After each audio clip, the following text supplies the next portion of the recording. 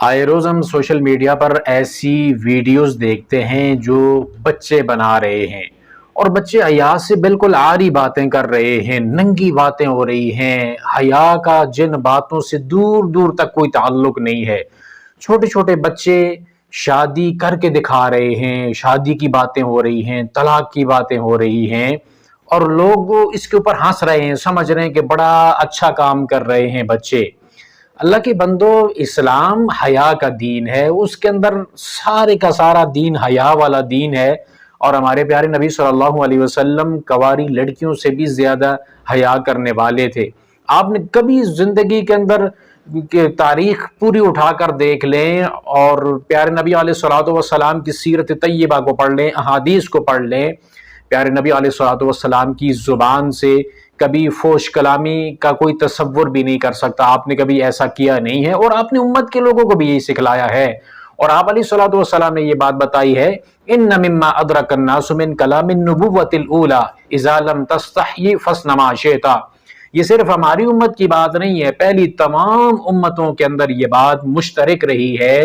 کہ جب حیا تم میں نہ رہے تو جو مرضی تم کرو۔ حیا وہ چیز ہے جو آپ کی زبان کو روکتی ہے، اس کے الفاظ کے اندر وہ ٹھہراؤ پیدا کرتی ہے، الفاظ کے چناؤ کے اندر مدد کرنے والی چیز کیا ہے؟ وہ حیا ہے۔ حیا جب نہیں رہتا تو انسان اپنی زبان کا غلط استعمال کرتا ہے، آنکھوں کا، جسم کے اعضاء کا غلط استعمال کرتا ہے۔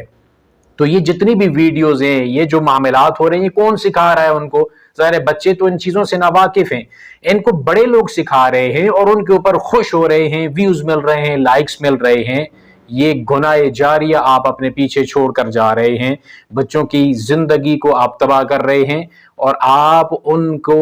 جو ہے بے حیا بنانے کی طرف لے کر جا رہے ہیں۔ اور ایسے لوگ جو مسلمانوں کے اندر بے حیائی پھیلانے کی کوشش کرتے ہیں، آپ قرآن پاک پڑھ کے دیکھ لیجئے ان کے لیے کیا سزا اللہ تعالیٰ نے مقرر کی ہے۔ تو انسان جب کوئی اچھا طریقہ کسی بھی جگہ پہ رائج کر کے جاتا ہے، جس سے لوگ نیکی کی طرف جائیں، نیک کام کریں اور نیکی کو پھیلائیں، تو اس کا اجر وہ پاتا رہتا ہے، اس کو اس کا ثواب برابر ملتا رہتا ہے۔ اور جو کسی بھی انسان کو کسی غلط راستے پر، غلط طریقے کے اوپر لگا کر جاتا ہے، تو جتنا اس غلط کام کرنے والے کے اوپر بوجھ ہوتا ہے، اتنا یہ بوجھ اس انسان کے اوپر ڈالا جاتا ہے جو کام وہ اس سے کروا رہا ہے۔ اپنے بچوں کو اگر ان سے آپ نے ویڈیوز بنوانی ہی ہے، آپ نے ان کو دکھانا ہی ہے لوگوں کو، تو پھر کوئی اچھے طریقہ ان کو سکھلائیں، کوئی ایسی ویڈیوز ہو، کوئی ایسا ٹاپک ہو جس میں اسلامی باتیں ہوں، جس میں اسلام کے متعلق بچوں کے دلوں کے اندر کچھ محبت پیدا ہو جائے، جس میں صحابہ اکرام رضوان اللہ علیہم اجمعین کا کچھ تذکرہ ہو، اسلامی تاریخ کا کوئی ٹاپک ہو، اور قرآن پاک کی کوئی سورت ہو، وہ بچہ پڑھ کے سنا دے یا اس کا ترجمہ سکھلا دے۔ کوئی ایسی چیز ہو جو بچوں کے اندر ایسا ٹرینڈ ڈالے جس سے بچے اپنے دلوں کے اندر اللہ اور اس کے رسول کی محبت کو بسائیں اور وہ اس کے قریب جائیں، نہ کہ آپ اپنے بچوں کو اس جگہ پر اس چیز کے اوپر لگائیں کہ بچے بالکل بے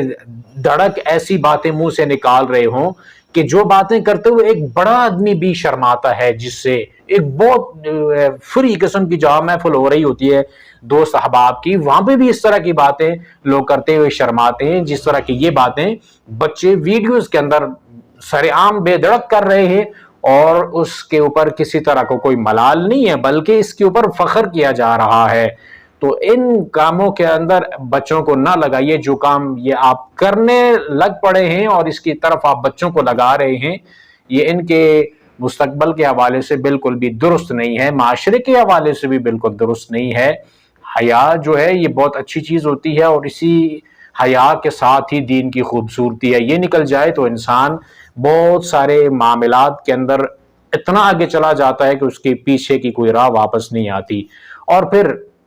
اس طرح کی اگر حرکتوں سے لوگ باز نہیں آتے، تو وہ لوگ جن کے پاس دین کا علم ہے، وہ اپنے بچوں سے ایسی ویڈیوز کیوں نہیں بنواتے کہ جس سے اسلام اور اسلامی روایات کا اظہار ہو رہا ہو، بچے کچھ اچھی بات کر رہے ہوں، کوئی حدیث پڑھ کے سنا رہے ہوں، اور آپ ان کی وہ ویڈیوز بنا کر آپ اس کو شیئر کر دیں۔ جب برائی سر عام ہو رہی ہے اور اس کے اندر کسی طرح کا کوئی حیا والا معاملہ نہیں اپنایا جا رہا، تو اس کے مقابلے میں خیر کی بات کو پھیلانے کے اندر حیا کیوں ہو؟ اگر کوئی اس معاملے کے اندر بات کرتا بھی ہے، آپ کے آڑے آتا ہے، آپ کو جو ہے وہ دو چار باتیں بھی سنا دیتا ہے، تو کیا یہ اس طرح کی باتیں ہونے کی وجہ سے یا انسان اس ڈر کی وجہ سے نیکی اور خیر کی بات کو پھیلانا چھوڑ دے، تو یہ بات بھی تو اچھی نہیں ہے۔ جب شر زیادہ ہو رہا ہو تو اس کے مقابلے میں خیر کو زیادہ کر دینا چاہیے، اس سے بھی ڈبل کر دینا چاہیے، تاکہ شر دب جائے اور خیر جو ہے وہ پھیل جائے۔ تو اپنے بچوں کو حیا والے سبق سکھائیے اور ان کو پڑھائیے بھی۔ یہ شادی بیاہ، یہ معاملات، یہ آپ یہ سمجھتے ہیں کہ کیا ان کا تعلق صرف شہوات سے ہے اور ان کا تعلق صرف مذاق کرنے سے ہے، باتیں کرنے سے ہے؟ یہ اسلام کا ایک طریقہ ہے، ضابطۂ حیات ہے، زندگی گزارنے کا ایک طریقہ ہے۔ اللہ نے یہ باعث سکون بنایا ہے، یہ نکاح اور شادی کے جو معاملات ہیں۔ اس سے صرف ایک ہی کام نہیں ہوتا، بلکہ اس سے نسل انسانی کی پہچان ہوتی ہے، نسل انسانی کی بقا اس کے اندر ہے، اور بہت سارے معاملات کے اندر فزیکلی، مینٹلی اور سائیکولوجیکلی بہت سارے اس کے اندر فوائد ہیں۔ اس معاملے کے اندر جو اسلام نے ضابطہ حیات جو طریقہ میں دیا ہے، یہ صرف جو ہے نا شہوات کی ایک کہانی نہیں ہے کہ جس کے پیچھے انسان چلے اور اس کے بارے میں بات کر رہا ہو، یا جو شادی کرے تو انسان اس سے وہی بات کرے کہ کیسا رہا ہو، کیوں ہوا۔ یہ اس لیے تو اسلام نے اس چیز کو مقرر نہیں کیا ہے۔ اسلام کا جو فلسفہ ہے وہ کچھ اور ہے، وہ ہمیں کچھ اور سکھانا چاہتا ہے، معاشرے کو وہ آداب دینا چاہتا ہے، معاشرے کو وہ حیا دینا چاہتا ہے۔ اسلام معاشرے کے اندر ایسے اخلاقیات کو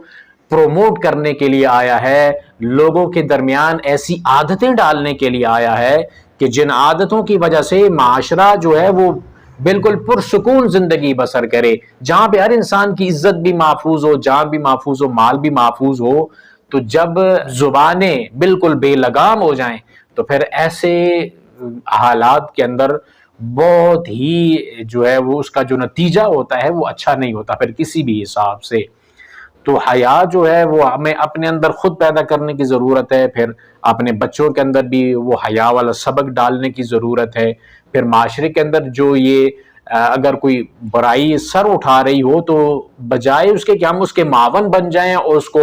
اپریشیٹ کریں، ہمیں اس کے اوپر کچھ بات بھی کر لینی چاہیے تاکہ اس کے مقابلے میں خیر جو ہے وہ مد مقابل آئے۔ خیر کو موٹیویٹ کرنا چاہیے اور جو برائی ہے اس کو ڈی موٹیویٹ کرنا چاہیے۔ اگر ہم یہ کام نہ کریں گے تو پھر تو ایسا معاملہ جو ہے آئے روز بڑھتا رہے گا۔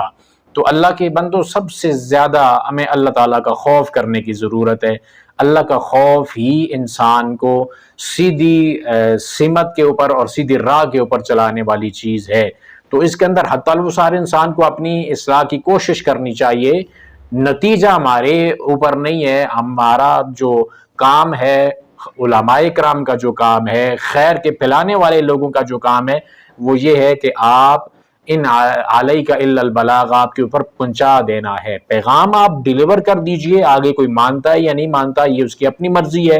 کوئی اپنے پیچھے نیکی کی ایک لمبی لڑی لگانا چاہتا ہے یا گناہ کا ایک لمبا سلسلہ چھوڑ کر دنیا کے اندر جانا چاہتا ہے، وہ اس کی اپنی مرضی ہے، اپنی آخرت کو تباہ کر رہا ہے۔ لیکن بولنے والے کو، علم والے کو چپ نہیں رہنا چاہیے ایسے معاملات کے اندر، ان کو بتانا چاہیے کہ غلط کیا ہے، صحیح کیا ہے، غلط اور صحیح کی پہچان معاشرے کے اندر بتانا، دکھانا، یہ بالکل بہت ضروری بات ہے۔